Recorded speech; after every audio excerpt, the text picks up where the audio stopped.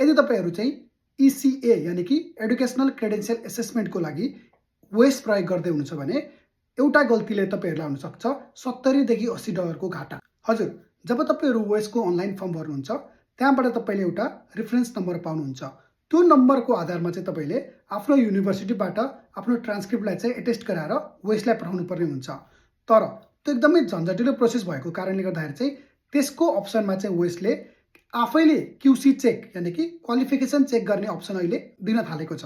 जब तपाईहरु reference number लिएर चाहिँ क्वालिफिकेसन चेकको लागि चाहिँ क्वालिफिकेसन चेकको वेबसाइटमा जानुहुन्छ, त्यहाँ चाहिँ एउटा गल्ती भइरहेछ धेरै जनाको।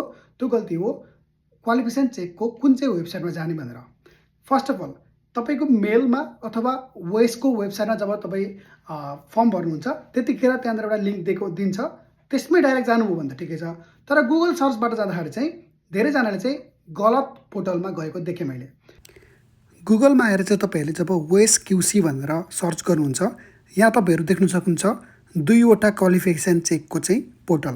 सुरुमा रहेको यो qualificationcheck.com र अर्को थर्ड नम्बरमा रहेको wes.qualificationcheck.com। धेरै जनाले चाहिँ यहाँबाट सुरुको वेबसाइट फलो गर्नुभएको देखे, जुन चाहिँ गलत हो। तपाईले यो तेस्रो नम्बरमा रहेको wes.qualificationcheck.com मा जानुपर्ने हुन्छ एक्चुअलमा चाहिँ। त्यसमा क्लिक गर्ने बित्तिकै चाहिँ रजिस्ट्रेसनको लागि तपाईलाई फर्स्ट नेम, लास्ट नेम र इमेल एड्रेस सोधेको छ। अब यो भरेपछि चाहिँ तपाईहरुलाई एउटा इमेल आउनेछ। यो इमेलबाट चाहिँ तपाईले आफ्नो इमेललाई भेरिफाई गर्नुपर्ने हुन्छ। त्यसको लागि चाहिँ यो भेरिफाई इमेलमा क्लिक गरेपछि चाहिँ यहाँबाट तपाईले चाहिँ अब आफ्नो पासवर्ड सेट गर्नुपर्ने हुन्छ। अब यो गरिसकेपछि चाहिँ तपाईहरुलाई यहाँ वेस रेफरेन्स नम्बर र कन्ट्री अफ वेस एप्लिकेसन भनेर सोध्छ।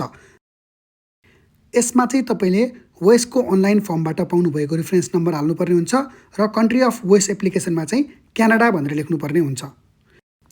यसपछिको प्रोसेसको लागि चाहिँ तपाईले मेरो युट्युबको भिडियो हेर्नु होला, त्यहाँबाट मैले विस्तारमा समझाएको छु। अब चाहिँ हामी हेरौँ सुरुको वेबसाइटबाट गयो भने चाहिँ के हुन्छ। त्यसबाट जानु भएर तपाईले त्यहाँबाट चाहिँ रजिस्टर गर्न खोज्नु भयो भने तपाईलाई दुईटा अप्सन दिन्छ। एउटा छ रजिस्टर एज एन इन्डिभिजुअल, अर्को छ रजिस्टर एज एन अर्गनाइजेसन। धेरैले चाहिँ यहाँनिर इन्डिभिजुअल गरेर गर्नुहुन्छ, जहाँबाट चाहिँ तपाईलाई वेसको रेफरेन्स सोध्दैन, व्हिच इज भेरी रङ। त्यही भएर यो चाहिँ तपाईहरु फलो नगर्नु होला।